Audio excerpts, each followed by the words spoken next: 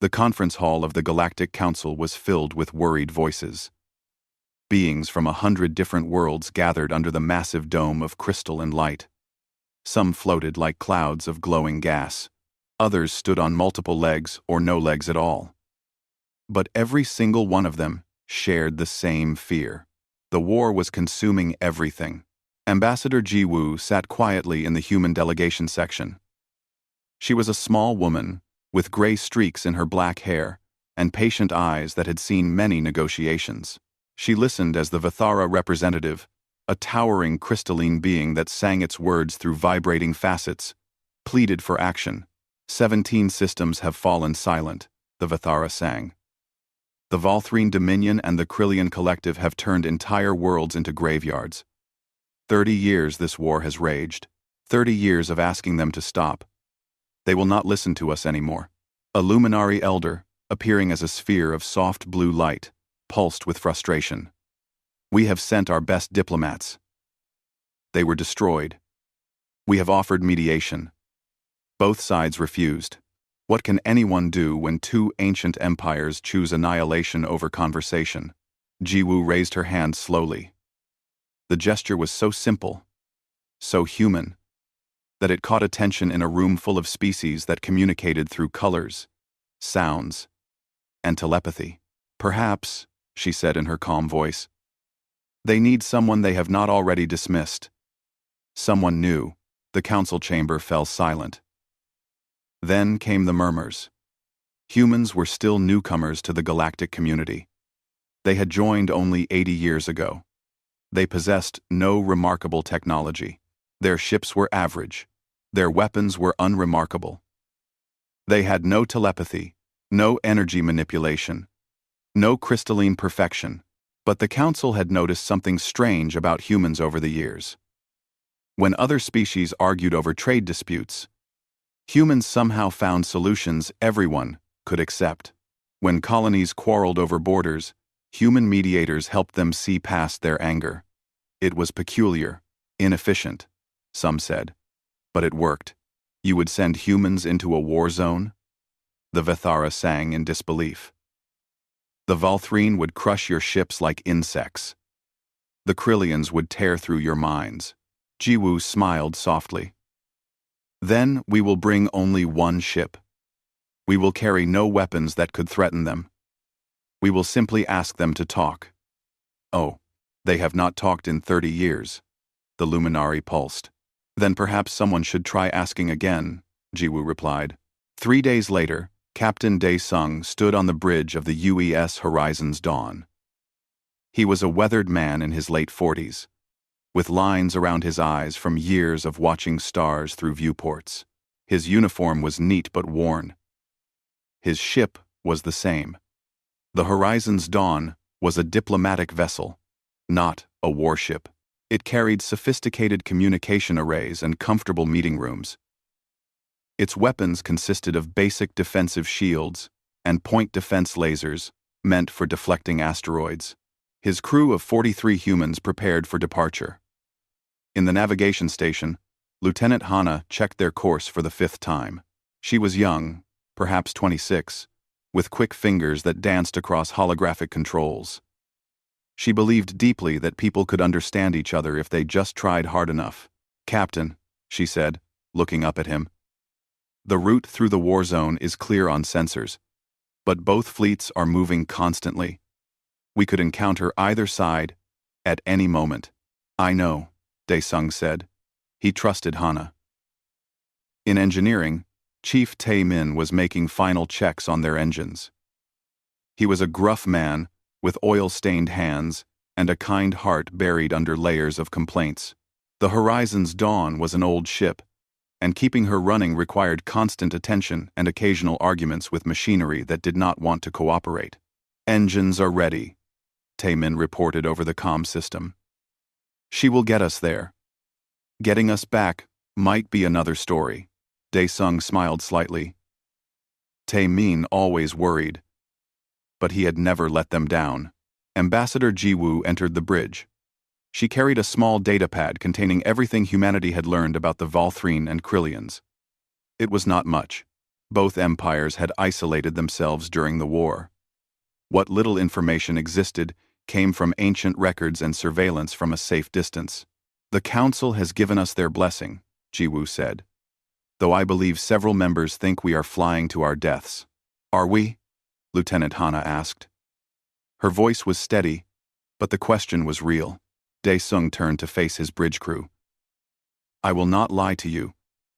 This mission is dangerous. The Valthrine are warriors who view compassion as weakness. The Krillians are telepaths who might see our thoughts as invasive noise. Both have been killing each other for longer than some of you have been alive. They have forgotten how to do anything except fight." He paused, looking at each face. "But I have studied human history. I have read about our own wars. We nearly destroyed ourselves more than once. We fought over resources, over beliefs, over pride. And we learned something important. We learned that the moment you stop talking, the moment you decide the other side is not worth understanding, that is when everything falls apart." "So what do we do?" asked Hana. "We talk to them," Dae-sung said simply. "We listen to them. We treat them like people instead of enemies. And maybe, just maybe, we remind them how to do the same." The Horizon's Dawn departed from the Galactic Council station.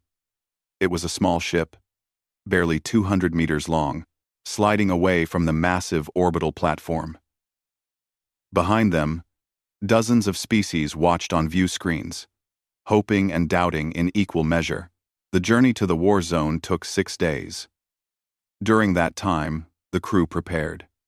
They studied what little they knew about Valthrine honor codes and Krillian telepathic etiquette. They practiced their approach speeches.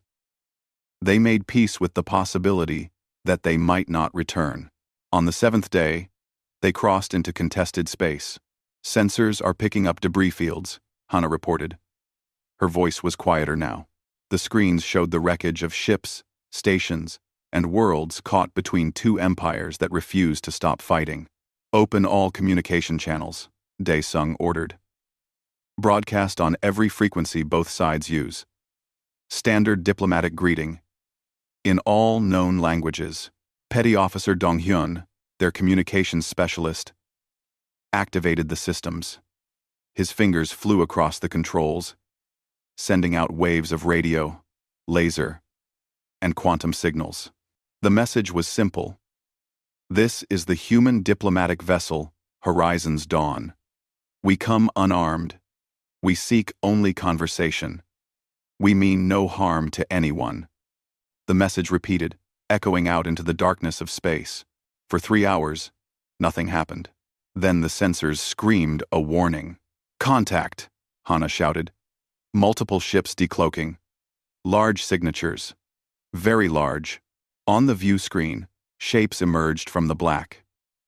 They were massive, angular vessels covered in armor, plating, and weapon ports. Valthrine. Warships. A battle group of at least 20 ships, each one large enough to destroy the Horizon's Dawn with a single shot. "They are targeting us," reported Commander Yunso from the security station. She was a careful woman who thought 3 steps ahead in every situation. Weapons locked. "Should I raise shields?" Dae-sung stared at the screen. His heart was beating fast, but his voice remained calm. "No. Keep shields on standby only. Continue broadcasting our message. Let them see we are not a threat." The Valthrine ships drew closer.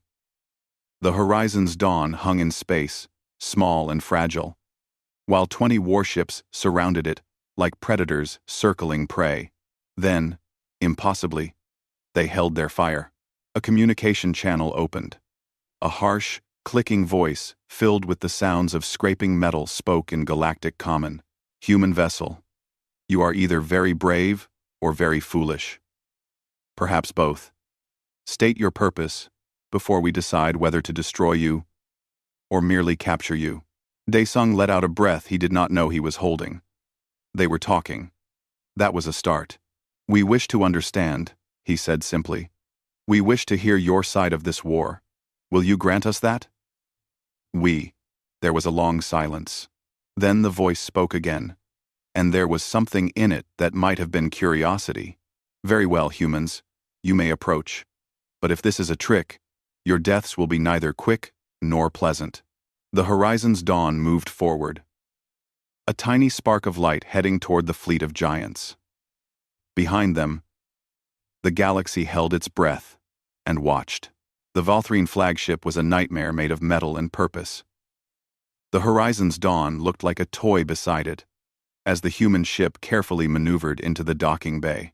Captain Dae-sung watched through the viewport as massive doors closed behind them, sealing them inside the belly of the beast. "We are locked in," Lieutenant Hana reported. She tried to keep her voice steady, but Dae-sung could hear the nervousness underneath. They were now completely at the mercy of beings who had spent 30 years perfecting the art of destruction. "Commander Yun-seo, you have the bridge," Dae-sung said. He stood and straightened his uniform. Ambassador Ji-woo was already waiting by the airlock. She had chosen to wear traditional diplomatic robes instead of a standard uniform. The flowing fabric was embroidered with symbols of peace from a dozen different cultures, including human ones. "Are you certain you want Lieutenant Hana to accompany us?" Ji-woo asked, quietly. "She is young. This will be difficult. That is exactly why she should come," Dae-sung replied. "She believes in what we are doing. That belief will show in every word she speaks. The Valthrine respect courage. Hana has plenty of that." Hana joined them at the airlock. She carried a datapad and nothing else. No weapons, no armor, just information and hope. The airlock opened. The Valthrine who waited on the other side were terrifying. They stood nearly 3 meters tall, on 6 powerful legs. Their bodies were covered in thick, dark exoskeletons that looked like natural armor. 4 arms extended from their torsos, each ending in hands that could crush or create with equal ease. Their heads were angular and sharp, with multifaceted eyes that saw in spectrums humans could only imagine. When they moved, it was with the precise efficiency of born warriors. 6 Valthrine guards surrounded the 3 humans immediately. They carried weapons that hummed with barely contained energy. One wrong move, one sign of threat, and the humans would be erased from existence. "Follow," one guard clicked in Galactic Common. The translation was rough, but the meaning was clear. They walked through corridors that seemed designed to intimidate. Everything was hard angles and dim lighting. The walls were covered with markings that Hana's datapad identified as honor tallies. Each mark represented a battle won, an enemy defeated. There were thousands of marks. They entered a massive chamber. At the far end, on a platform that elevated him above everyone else, sat the Valthrine Admiral. He was larger than the other Valthrine, his exoskeleton bearing scars that told stories of survival through countless battles. Around him stood his command staff, dozens of warriors who watched the humans with eyes that showed no mercy. "I am Admiral Kresh," the massive being announced. His voice was like rocks grinding together. "I command this fleet. I have killed Krillians in numbers your small human mind cannot comprehend. I have destroyed ships, stations, and worlds. And you, tiny creatures, have come to my flagship to talk. This amuses me.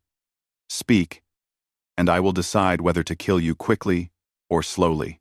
Ambassador Ji-woo stepped forward. She bowed slightly, a gesture of respect but not submission. "Admiral Kresh, we are grateful you have allowed us to come. We are not here to judge or to take sides. We simply wish to understand." "Understand what?" Kresh leaned forward. "Do you wish to understand how the Krillians are parasites? How they desecrate sacred ground? How they deserve extinction?" "We wish to understand what happened," Ji-woo said calmly. "How this war began. What you are fighting for." Kresh made a sound that might have been a laugh or a growl. "You truly do not know? Your Galactic Council did not tell you before sending you to your deaths?" "They told us facts," Dae-sung said, speaking for the first time. "Numbers and dates. But facts are not truth. We want to hear your truth." The Admiral studied them for a long moment. His multifaceted eyes reflected the dim light like dark jewels. "Very well. I will tell you. And then you will understand why there can be no peace. 30 years ago, the Krillians came to a moon in the Threshold system. It was a small moon, barren and cold. To scanners, it appeared empty and worthless." His voice grew harder. "But it was not empty. It was sacred. For 10,000 years, my people have brought our honored dead to that moon. The cold preserves them. The silence respects them. Every Valthrine warrior who dies with glory is given rest in those caves. My father is buried there. My father's father. Generations of heroes, sleeping in stone." Hana felt her heart sink as she listened. Dr. Kyung-ho, the ship's physician and xenopsychologist, had briefed them on Valthrine culture. Ancestor worship was central to everything they believed. Disturbing the dead was the ultimate violation. "The Krillians landed their colony ships on our sacred ground," Kresh continued. "They built their structures over burial chambers that had stood for millennia. They drilled into the rock, crushing the remains of warriors whose names are legend among my people. And when we contacted them, when we told them to leave immediately, do you know what they did?" He stood, towering over them all. "They refused. They said their surveys showed no signs of habitation. They said the moon was unclaimed territory. They offered us payment, as if our ancestors could be bought like cargo. Then, when we demanded they leave, they called it aggression. They claimed we were threatening peaceful colonists." "What did you do then?" Jiwoo asked softly. "What any warrior would do when faced with desecration," Kresh said. "We went to war. We gave them one final chance to withdraw. They responded with defensive positions and military escorts. So we attacked. We drove them from that moon with fire and fury. And then they attacked us in return, claiming we were murderers of innocents." The Admiral sat back down heavily. "That is how it began. The Krillians committed the ultimate insult, then painted themselves as victims. They have spent 30 years telling the galaxy that we are mindless aggressors. But we fight for honor. We fight for our dead. And we will not stop until every last Krillian understands the price of their crime." The chamber was silent after his words. The Valthrine warriors around them stood like statues, their loyalty to their admiral and their cause absolutely clear. Daesung looked at Jiwoo, then at Hana. His young navigation officer had tears in her eyes. Not from fear, but from the weight of what they had heard. This was not a war over resources or territory. This was a war over something deeper. Pain and pride and honor all twisted together until they became indistinguishable from each other. "Admiral Kresh," Daesung said carefully, "thank you for sharing this with us. Your pain is real. Your cause is not without merit. But may I ask you one question?" The Admiral's eyes fixed on him. "Have the Krillians ever told you why they did not see your burial sites? Have they ever explained their side?" "They have offered nothing but excuses and lies," Kresh said dismissively. "But have you heard them?" Daesung pressed gently. "We are humans. We do not have telepathy like the Krillians. We do not have your strength or your honor traditions. But we have made many mistakes in our history. We have fought wars over misunderstandings. And we learned that sometimes both sides can be right and wrong at the same time." Admiral Kresh leaned back. For a long moment, he said nothing. His command staff shifted uneasily, unsure how their leader would react to this challenge from a being so much smaller and weaker. Finally, Kresh spoke. "You wish to hear their lies?" "We wish to hear their truth," Jiwoo corrected. "Just as we have heard yours. And what will that accomplish? Will it bring back our dead?" "No," Daesung admitted. "But it might help us understand how to prevent more death." The Admiral made a gesture with two of his four hands. It was a sign of grudging respect among Valthrine warriors. "You are bold," Captain Day sung. "Foolish, but bold. Very well. I will allow you to travel to Krillian space. I will not destroy your ship. But know this. When you hear their version, you will understand that there is no middle ground. Some violations cannot be forgiven. Some wars cannot be stopped." "Perhaps," Jiwoo said. As the humans were escorted back to their ship, Hana walked close to Dae-sung. "Captain," she whispered, "I almost understand why they are fighting. What the Krillians did, it was terrible, even if they did not mean it." "Yes," Dae-sung agreed quietly. "But wars are never fought by only one side. There is another story waiting for us, and I suspect it will be just as tragic." The Horizon's Dawn departed from the Valthrine flagship. Behind them, Admiral Kresh watched on his view screen. His second-in-command approached. "Admiral, why did you let them go? They are of no consequence." Kresh continued watching the small human ship accelerate away. "Because they did not beg. They did not offer weapons or alliances. They only wanted to understand. It has been 30 years since anyone asked us why we fight instead of simply telling us to stop." He paused. "I do not think they will change anything." Positive. Writer. Positive. I won. But I find myself curious about what the Krillians will tell them. In the navigation station of the Horizon's Dawn, Hana plotted their course toward Krillian space. Her hands were steadier now. They had survived the first encounter. They had heard one side of a story that had killed billions. Now they had to hear the other side.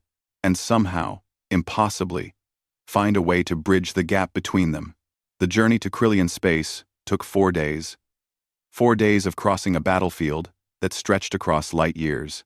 The crew of the Horizon's Dawn watched their sensors carefully as they navigated through debris fields that had once been living ships full of living beings. In the engineering section, Chief Taemin worked with engineer So-hyun to keep their shields at maximum efficiency.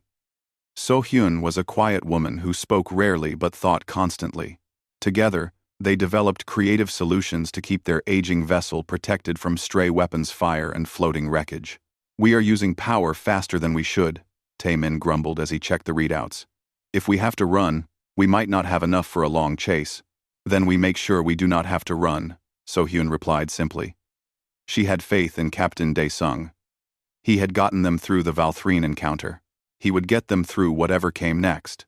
On the bridge, Petty Officer Dong-hyun monitored dozens of communication channels simultaneously. He was the ship's communications specialist, a young man who understood languages the way some people understood music.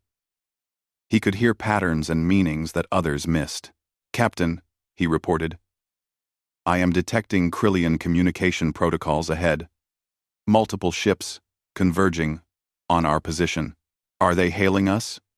Dae-sung asked. "No, sir. They are just moving to intercept. Fast." Lieutenant Hana's fingers danced across her controls. "I see them. 3 ships. Smaller than the Valthrine warships. But their energy signatures are strange.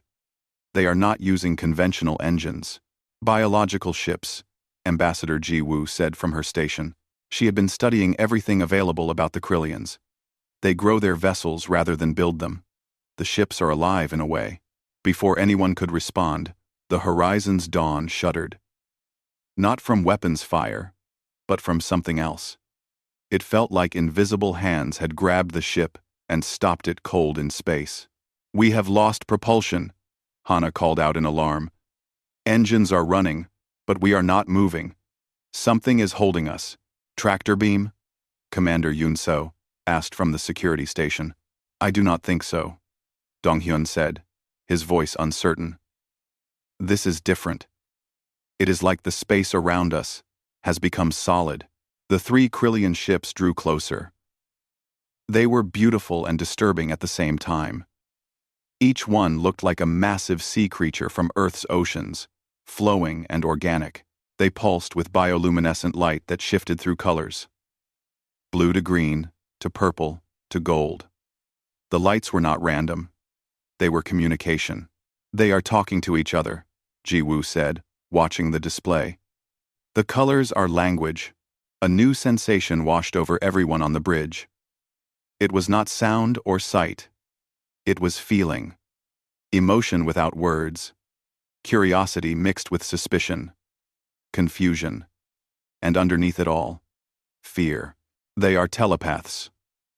Dr. Kyung-ho's voice came over the comm from the medical bay. They are trying to read us. Everyone. Try to stay calm. Do not think hostile thoughts. Too late, Yunseo muttered. I am thinking very hostile thoughts about being grabbed and held. Dae-sung felt the presence in his mind like a gentle pressure.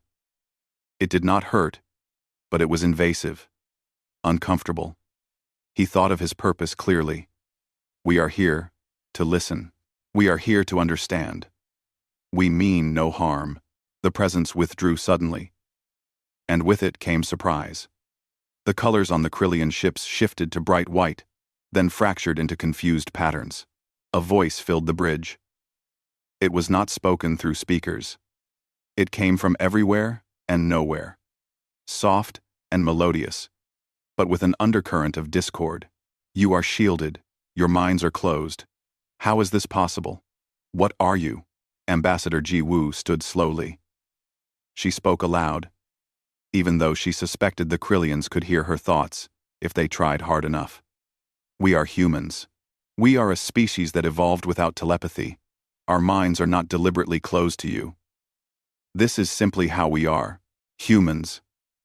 The voice seemed to taste the word. The young species. The curious ones. Why have you come to our territory? Why did you first visit the Valthrine? Are you their allies? We are no one's allies in this war, Dae-sung said firmly. We came because the Galactic Council asked us to. Because billions are dying. Because we hoped we could help. Help? The voice became sharper. The Valthrine want only our extinction. You cannot help with that. You can only choose a side or die. We would like to choose understanding, Ji-woo said. The Valthrine told us their story. Now we wish to hear yours. Will you grant us that opportunity? There was a long silence. The Krillian ships continued to pulse with light. Then the invisible grip on the horizon's dawn released. You will come aboard our vessel. You will speak to the council. They will decide if you are truthful or if you are spies who must be eliminated. 30 minutes later, Captain Dae-sung, Ambassador Ji-woo, and Dr. Kyung-ho were transported to the largest Krillian ship. The transporter technology was unlike anything human. It felt like dissolving into light and reforming somewhere else. Kyung-ho, who had studied xenopsychology for 20 years, felt his stomach turn from the experience.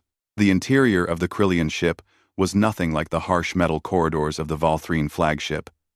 Everything was soft and organic. The walls seemed to breathe.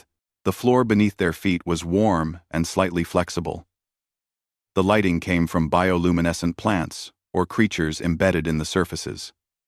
It was like walking through the inside of a living being. They were brought to a chamber where the Krillian Council waited. The Krillians themselves were breathtaking. They had no solid form. Each one appeared as a flowing, luminescent shape. Some were mostly blue, others green or gold or purple.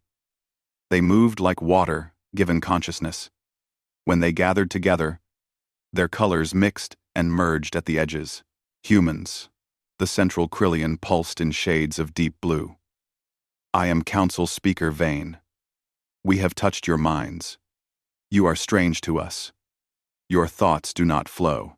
They are locked behind walls we cannot pass. This makes us uncomfortable.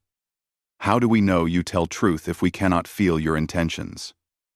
Dr. Kyung-ho stepped forward. He had prepared for this moment. Council Speaker. Our species evolved in isolation. We never developed telepathy because we never needed it. We learned to communicate through words, through expressions, through actions.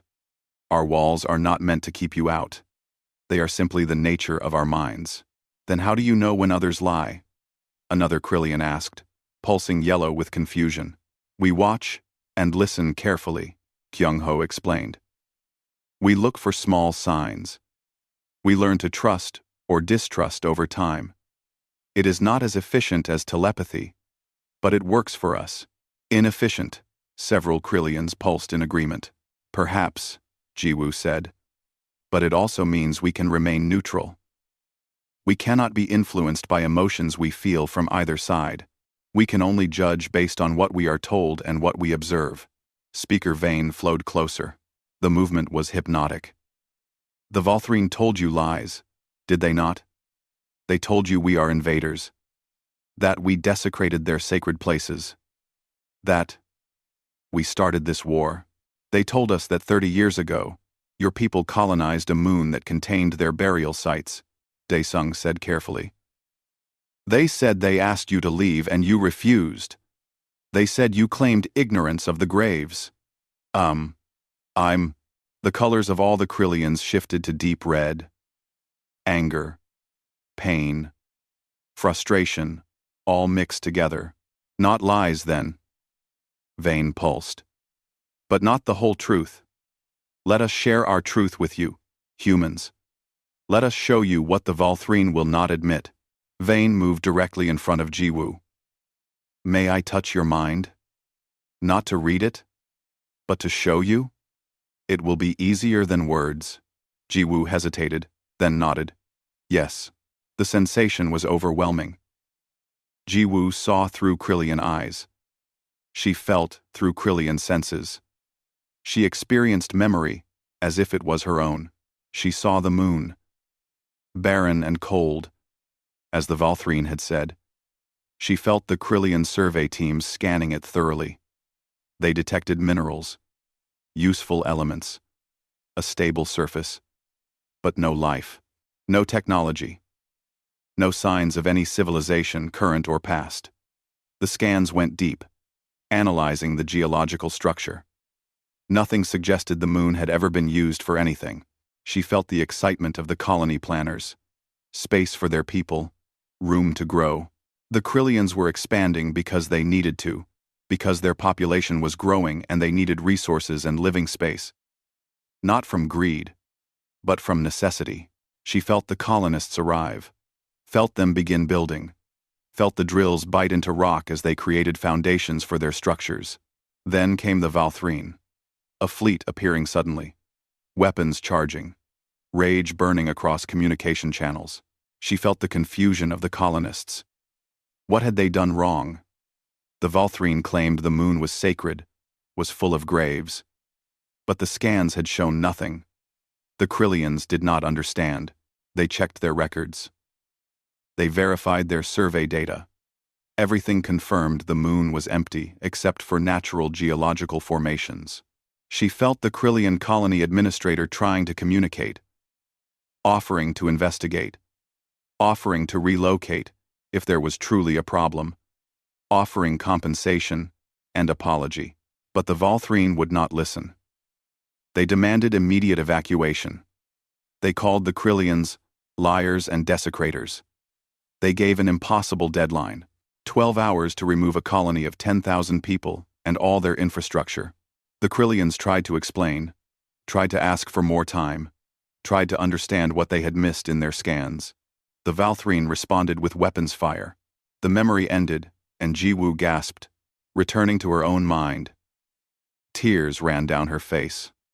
Not from pain, but from the overwhelming emotions she had experienced. We did not know. Vane pulsed in shades of gray sorrow. Our technology did not detect what the Valthrine buried there. We offered to leave. We offered to help preserve what we had unknowingly disturbed.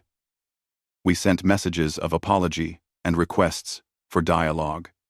But the Valthrine had already decided we were criminals.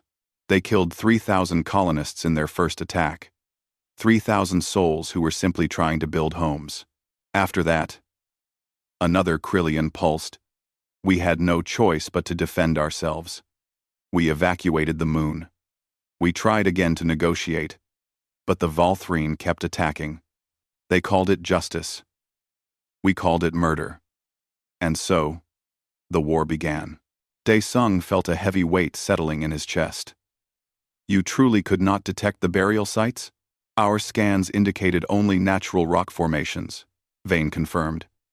We have since studied the moon from a distance. We believe the mineral composition interferes with our scanning technology in specific ways. It is a rare combination. We had never encountered it before. But the Valthrine believe we lied. They believe we saw their sacred dead and chose to desecrate them anyway. And they will not listen when you try to explain? Kyung-ho asked. They stopped listening 30 years ago, Vane said. They will not accept our apologies or our offers of restitution. They want only our extinction. So, we fight to survive. The chamber was silent, except for the soft sounds of the living ship around them. Ji-woo looked at Dae-sung and saw the same realization in his eyes. Both sides were telling the truth. The Valthrine had lost something sacred and irreplaceable. The Krillians had made a tragic mistake without malicious intent. Both had tried to communicate. Both had failed to understand each other. And in that failure, a war had been born that neither side knew how to stop. Will you kill us now? Dae-sung asked quietly. We have heard both sides. We know things both of you refuse to admit. Are we a threat to you? Vane pulsed in soft gold. No. You came in peace. You listened without judging. You are the first beings in 30 years to ask us why. Instead of simply telling us to surrender or die, we will let you leave. But we do not believe you can help. Some wounds are too deep to heal. As the humans prepared to transport back to their ship, Dr. Kyung-ho turned to Vane one last time. Council Speaker, would you speak to the Valthrine if given the chance? Face to face, with neutral ground and no weapons. Vane's colors shifted through a complicated pattern. Doubt, fear, hope, resignation. We would speak, Vane said finally, but the Valthrine would not listen. They have not listened for 30 years. Maybe, Ji-woo said softly. They just need the right person to ask. The horizon's dawn floated in neutral space, exactly halfway between Valthrine and Krillian territory. Inside the small ship, the crew gathered in the main conference room. All 43 humans were present. This was too important for just the senior staff. Captain Dae-sung stood at the head of the table. He looked tired. They all did. The weight of what they had learned hung heavy in the air. We have heard both sides, he began. Ambassador Ji-woo, Dr. Kyung-ho, and I have spoken directly to the leaders of both empires, and we have learned something that the Galactic Council never understood.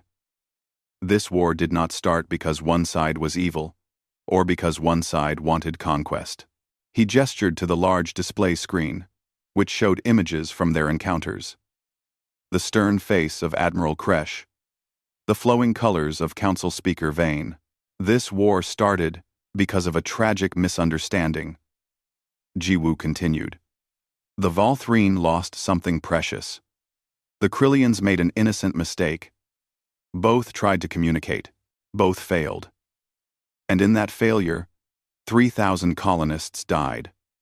After that, every death demanded revenge. Every revenge demanded another response. For 30 years, they have been fighting not because peace is impossible, but because neither side knows how to take the first step back. Lieutenant Hana raised her hand. But they both told us they tried to negotiate. The Valthrine said the Krillians refused to leave. The Krillians said they offered to leave, but the Valthrine attacked anyway. Someone is lying, right? Dr. Kyung-ho shook his head. Both are telling the truth as they experienced it. That is the problem. Hana, you studied the technical data on Krillian scanning technology, yes? Yes, sir. It is very sophisticated. In theory, it should detect any biological material, any artificial structures, anything that is not natural rock. In theory, Kyung-ho agreed, but we checked their survey data. The moon in question has a rare combination of minerals that creates interference. The Krillian scanners literally could not detect the burial chambers.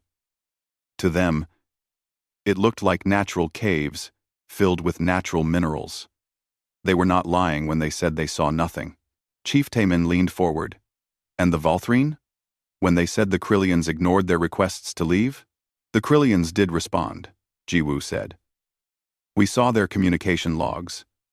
They sent messages offering to evacuate, offering compensation, asking for time and clarification. But here is where the second failure happened. The Valthrine communication protocol automatically filters emotional content from other species. They designed it that way because they find telepathic emotions invasive. To them, emotions in communication feel like manipulation. She pulled up a communication log on the display. When the Krillians sent their apologies, those messages were full of genuine remorse and confusion. But the Valthrine receivers stripped all that emotional content out. All Admiral Kresh and his people saw were cold statements that could be read as dismissive or as stalling tactics. Commander Yoon Seo stood up abruptly. So let me understand this. The Krillians accidentally built on a sacred site because their technology failed. Then they tried to apologize with emotional sincerity. But the Valthrine filtered out those emotions and only saw what appeared to be more insults. So the Valthrine attacked. And the Krillians, who had just tried to fix things peacefully, felt betrayed and responded with force. Exactly, Daesung said. Both sides are trapped. The Valthrine cannot show weakness by initiating peace talks. Their honor culture will not allow it. The Krillians have tried to communicate so many times and been ignored so many times that they believe the Valthrine only want extermination. Neither side can take the first step without losing face or admitting fault in ways their cultures make impossible. The room fell silent. Engineer So Hyun spoke quietly. That is terrible. But what can we do? We are just humans. We have no authority over them. We cannot force them to talk. Taemin scratched his chin. No, we cannot force them, but... He paused, thinking. What if we invite them? Both of them. Here. To our ship. Everyone turned to look at him. Explain, Daesung said. Taemin stood and walked to the display. Look. Both sides talk to us. Admiral Kresh let us into his flagship. Council Speaker Vane shared memories with us. They both took risks to tell us their stories. Why? Because we are outsiders. We have no stake in their war. We are not telepathic like the Krillians. So the Valthrine do not fear emotional manipulation from us. We are not warriors like the Valthrine. So the Krillians do not fear aggressive intent from us. He gestured around the room. We are neutral ground. What if the Horizon's dawn becomes the meeting place? We bring both sides here. No weapons, no fleets. Just representatives talking in a space where neither side has home advantage. Commander Yoon Seo immediately saw the problem. Taemin, that is insane. Both sides could simply blow us apart. Or they might start fighting each other with us in the middle. We would be destroyed in seconds. Maybe, Daesung said slowly. He was thinking hard. But maybe not. Both empires spared us when they could have easily killed us. There must be a reason for that. Curiosity, Dr. Kyung-ho suggested. We confuse them. We are something they do not understand. We show courage without aggression. We listen without judging. We are a puzzle to them. Lieutenant Hana was looking at her datapad, scrolling through information quickly. Captain, I have been analyzing the communication patterns from both species. The Valthrine have not initiated diplomatic contact with anyone in 12 years. The Krillians have not responded to any outside mediation offers in 8 years. Both sides have isolated themselves completely. But they talk to us. We got further than anyone has in over a decade. Ambassador Jiwoo was nodding slowly. It could work. It is incredibly dangerous. But it could work. We would need to be very careful with how we extend the invitation. Both sides must feel they are not showing weakness by accepting.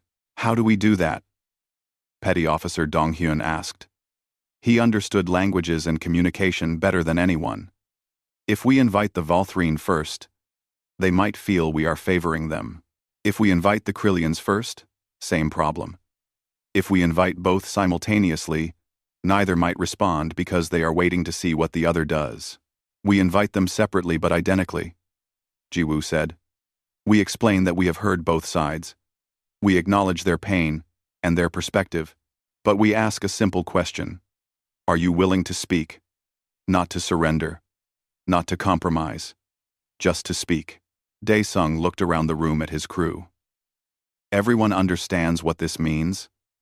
If we do this, we are putting ourselves in extreme danger. Either side could see this as a trap. Both sides could attack us for interfering.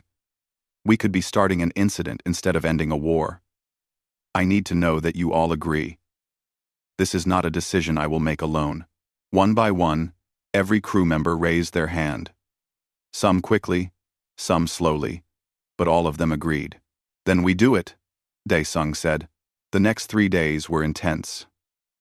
Ambassador Jiwoo crafted the messages carefully. She consulted with Dr. Kyung-ho on Valthrine honor phrases and Krillian emotional harmonics. She worked with Dong-hyun to ensure the translations were perfect. The message to Admiral Kresh emphasized honor and truth. It acknowledged his pain and his cause. It asked him to demonstrate the courage his people were famous for by facing an enemy directly, with words instead of weapons, to determine if understanding was possible. The message to Council Speaker Vane emphasized empathy and connection. It acknowledged their innocence and their suffering.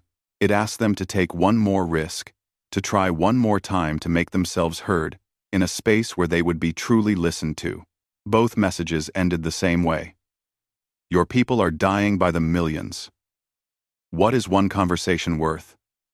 If it fails, you can return to war.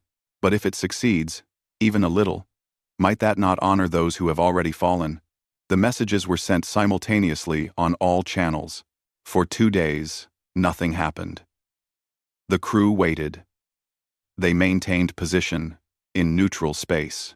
They monitored both territories for any response. Tae-min and So-hyun prepared the conference room obsessively. They installed atmospheric controls that could create separate environmental zones. The Valthrine needed hot, dry air. The Krillians needed cooler temperatures with higher humidity. The engineers created an elegant solution, using energy fields to maintain both conditions in the same space. Dong-hyun set up translation systems that could handle verbal communication and telepathic patterns simultaneously. It was complex work, but he was determined to get it right.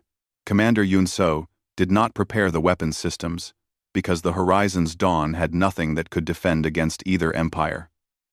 Instead, she prepared evacuation protocols. If things went wrong, she would make sure as many crew members as possible could escape in the life pods. On the 3rd day, a message arrived from Valthrine space.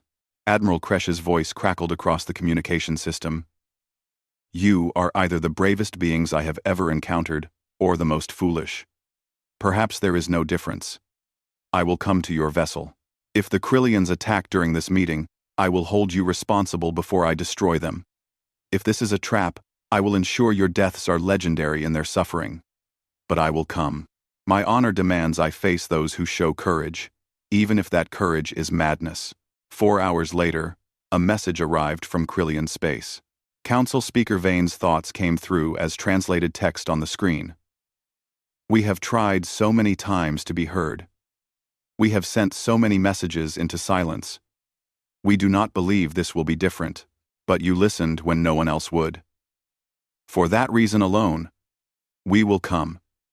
If we are attacked, we will defend ourselves. If this is deception, we will be disappointed but not surprised. But we will come. Hope is painful, but we will try it one more time. In the conference room of the Horizon's dawn, Captain Dae-sung looked at his senior staff. We have 3 days to prepare, he said. In 3 days, we will bring together 2 empires that have spent 30 years trying to destroy each other. We will put them in the same room, on our ship, and ask them to talk. And if they start fighting? Yunso asked. Then we will have failed, Daesung said simply. But at least we will have tried. That is all anyone can do. Try. Lieutenant Hana looked out the viewport at the stars. Somewhere out there, 2 fleets were preparing to send representatives. 2 enemies were about to meet face to face for the first time in 30 years, and 43 humans were about to discover whether courage and hope were enough to stop a war. The galaxy was watching and waiting. The day arrived with a silence that felt heavier than any sound. Every crew member aboard the Horizon's Dawn was at their station. Every system was checked and rechecked. The conference room had been transformed into a space that existed nowhere else in the galaxy. A room where Valthrine and Krillian environmental needs overlapped through careful engineering. Captain Daesung stood at the main airlock. He wore his formal uniform, the one reserved for important diplomatic occasions. Beside him stood Ambassador Ji-woo, Dr. Kyung-ho, and Lieutenant Hana. The rest of the crew monitored from their stations, ready for anything. Sensors detect 2 vessels approaching, Hana reported over the comm system. 1 from Valthrine territory, 1 from Krillian space. They are arriving simultaneously. 1. Daesung took a deep breath. Signal them both. Standard greeting. Welcome them aboard. The 2 vessels were very different. The Valthrine shuttle was angular and armored, built for war even in its smallest craft. The Krillian ship was flowing and organic, pulsing with gentle light. They arrived at opposite airlocks at exactly the same moment. Daesung split his greeting party. He and Ji-woo would greet Admiral Kresh. Dr. Kyung-ho and Hana would welcome Council Speaker Vane. It was important that both delegations felt equally honored. The airlocks opened. Admiral Kresh stepped into the human vessel with 4 honor guards. He was as imposing as before, his dark exoskeleton gleaming under the ship's lights. His multifaceted eyes scanned everything, checking for threats, for traps, for any sign of deception. Admiral Kresh, Daesung said with a respectful bow. Thank you for coming. Your courage honors us. Kresh made a sound that might have been acknowledgement. They are being greeted at the other airlock. Both of you arrived at the same moment. Both of you are equally welcome here. On the other side of the ship, Council Speaker Vane flowed into the corridor, accompanied by 3 other Krillians. Their colors shifted rapidly. Blue anxiety, green caution, gold curiosity, all mixing together. Council Speaker, Dr. Kyung-ho said warmly. We are grateful you accepted our invitation. Your willingness to seek understanding gives us hope. Vane's colors settled into calmer patterns. We sense no deception in you, Dr. Kyung-ho. Your thoughts are shielded, but your intentions feel pure. Where are the Valthrine? Being greeted with the same respect we show you, Hana said. Both delegations are equally important to us. The 2 groups were led through separate corridors toward the conference room. Daesung walked slightly ahead of Admiral Kresh, guiding him. He could feel the tension radiating from the massive warrior. 30 years of war, 30 years of hatred, all of it concentrated in this moment. As they approached the conference room doors, Kresh stopped suddenly. If they attack, Captain, you will die first. You know this. Yes? I know, Daesung said calmly. But I do not believe they will attack. And I do not believe you will either. I believe you are both tired of war and looking for a way to end it without surrendering your honor or your truth. Kresh stared at him for a long moment. Then he made that gesture with 2 hands, the sign of respect. You are either very wise or very foolish. We will see which. The conference room doors opened. The room was circular, with no head or foot to the table. Everyone would sit as equals. The lighting was carefully balanced, bright enough for Valthrine eyes, soft enough for Krillian comfort. The temperature zones overlapped in the middle, creating a space where both species could exist comfortably. Admiral Kresh entered and immediately saw the Krillians on the opposite side of the room. His guards tensed, His entire body language shifted to combat readiness. Council Speaker Vane's colors flashed through angry reds and defensive purples upon seeing the Volthrene. The three accompanying Krillians moved closer together, their forms becoming more solid and defined a defensive posture. "Please," Jiwoo said, her voice cutting through the tension. "Please. Sit. You have come this far. Both of you have shown remarkable courage just by being here. Honor that courage by hearing each other out." For a long moment, no one moved.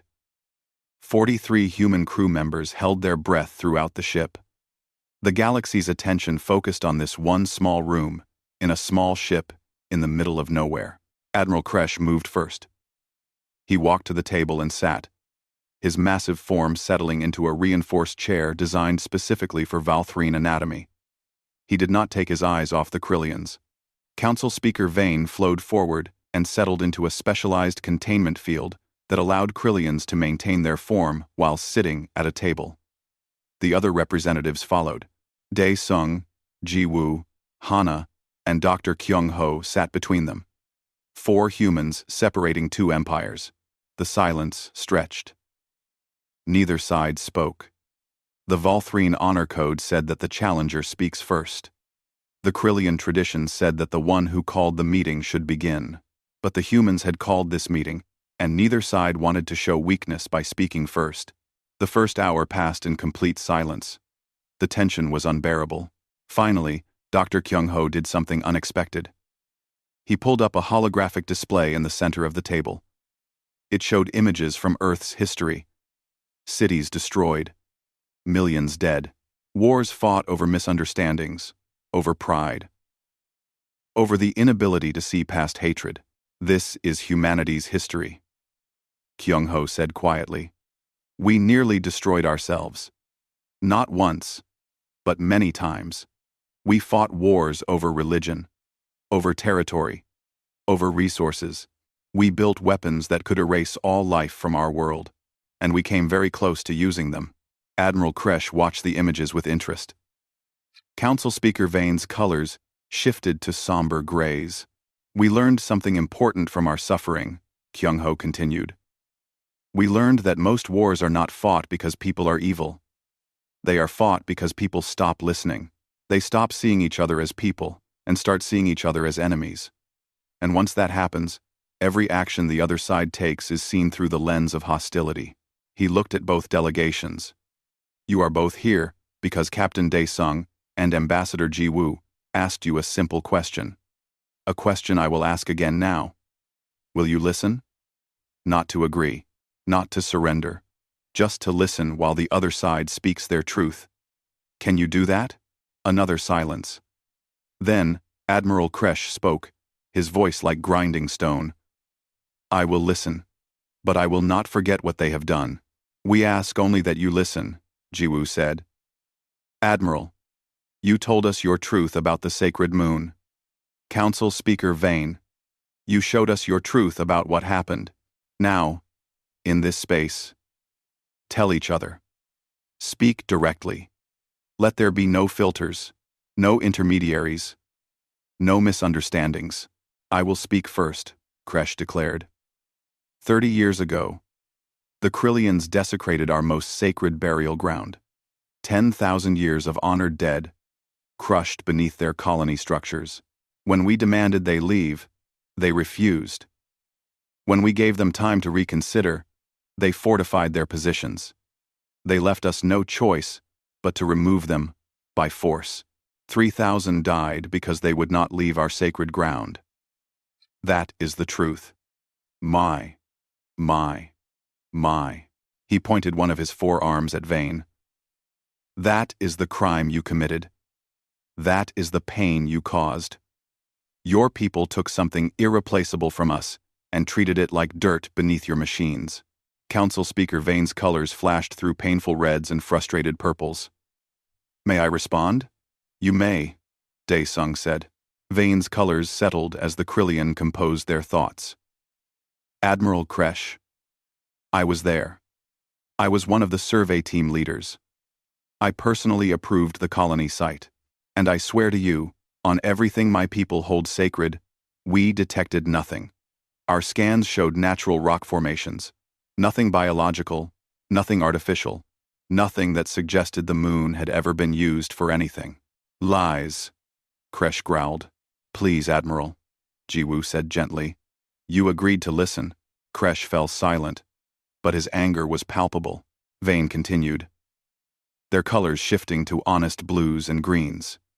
When your fleet arrived and told us about the burial chambers, we were horrified. We immediately checked our survey data. We ran the scans again, and we found nothing. We did not understand. We sent messages saying we would evacuate if you could help us understand what we had missed. We offered to help preserve and restore whatever we had damaged. We asked for time to relocate 10,000 colonists safely. The Krillian's colors became darker. But you did not respond with understanding. You responded with a 12-hour deadline that was physically impossible to meet. You called us liars. You called us desecrators. And when we asked for more time, when we tried to explain our confusion, you opened fire. 3,000 of my people died. Admiral, 3,000 innocent people who thought they were building homes on an empty moon. You ignored our demands. Kresh roared, standing up so quickly his chair scraped against the floor. We tried to comply. Vane's colors flashed angry red. But you would not listen. You would not give us time. You would not explain how we missed what you claimed was there. Both sides were seconds away from violence. The humans could feel it. Lieutenant Hana stood up suddenly. Stop. Both of you. Please stop. Her voice was shaking, but she stood her ground. There is something you both need to see. She pulled up a new holographic display. Technical data. Survey scans. Mineral compositions. I am a navigation officer, Hana said. I study planetary systems and geology. When we heard both of your stories, I did research. The moon in question has a rare mineral combination. Very rare. This combination creates a specific type of interference with Krillian scanning technology. She highlighted sections of data. Council Speaker Vane, your scans were accurate for every other type of planetary feature. But these specific minerals create false readings that make burial chambers look exactly like natural cave formations. Your technology literally could not detect the difference. You were not lying. Literally, lying. Your scans were telling you the truth, as your instruments understood it. Vane's colors shifted to shocked white. We could not see them? No. Hana confirmed. Your technology failed you. Through no fault of your own. This type of mineral interference had never been documented before. Admiral Kresh was still standing. Then why did they not listen when we told them the truth? Dr. Kyung-ho pulled up another display. Because of this, Admiral, this is your communication protocol. The one you use to receive messages from telepathic species. It has automatic filters that remove emotional content. He showed the actual messages the Krillians sent 30 years ago, and what came through after the Valthrine filters processed them. The difference was shocking. The Krillian messages were full of remorse, confusion, and genuine willingness to make things right. But the filtered versions that reached the Valthrine were cold, formal, and could easily be read as dismissive excuses. You never received their apologies as they were meant, Kyung-ho said. Your own technology, designed to protect you from telepathic manipulation, removed the very sincerity you needed to hear. The room fell completely silent. Admiral Kresh sat down slowly. Council Speaker Vane's colors cycled through every shade of emotion before settling into a deep, sorrowful gray. We could not see the burial chambers, Vane said quietly, and you could not feel our remorse. 30 years, Kresh said, and for the first time, his voice carried something other than anger. It carried pain. 30 years of war, billions dead, all because we could not communicate?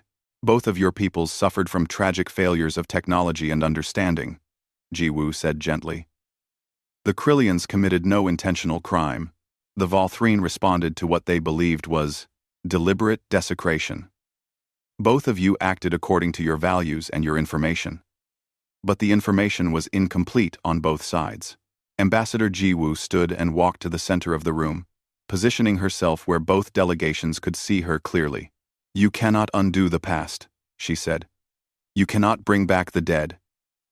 You cannot erase 30 years of pain.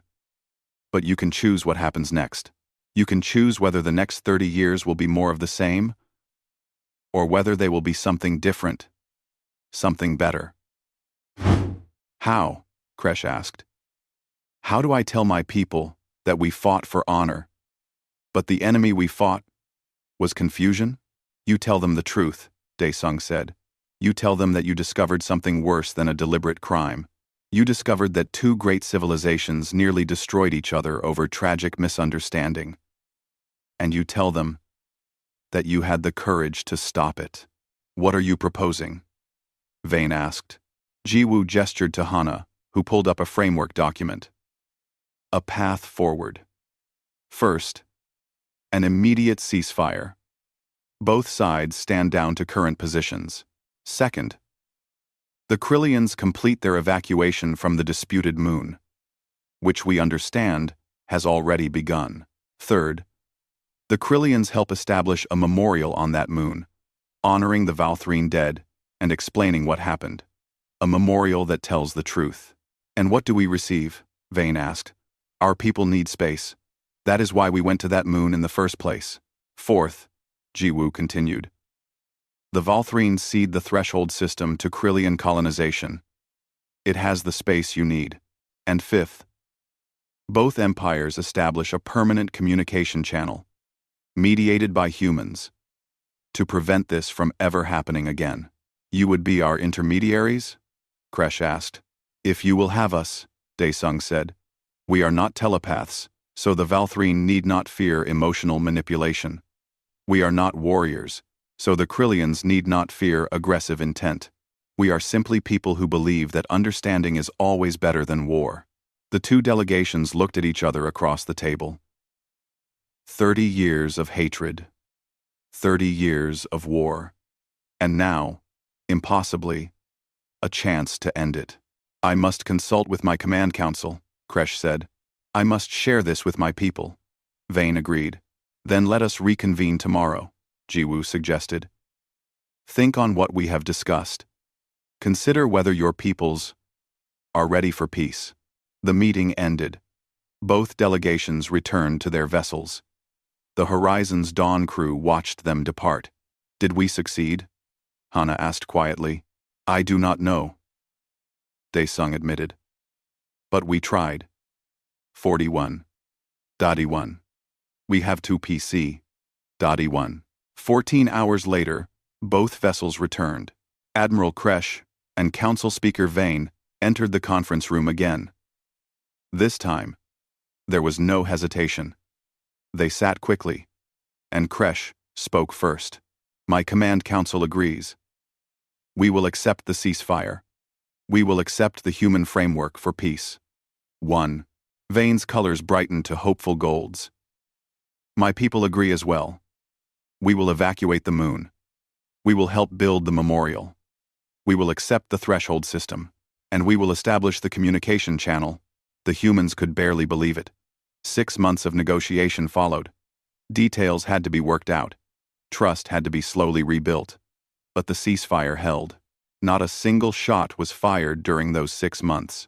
When the final peace treaty was signed, it happened aboard a new space station built jointly by both empires. They named it Horizon Station, in honor of the small human ship that had dared to try. Captain Daesung stood before the Galactic Council for the final time before returning to regular service. They had offered him medals, honors, promotions. He had declined them all. We did not bring superior weapons or technology, he said in his speech. We brought something simpler. We brought the willingness to listen. We brought the courage to believe that understanding is always possible.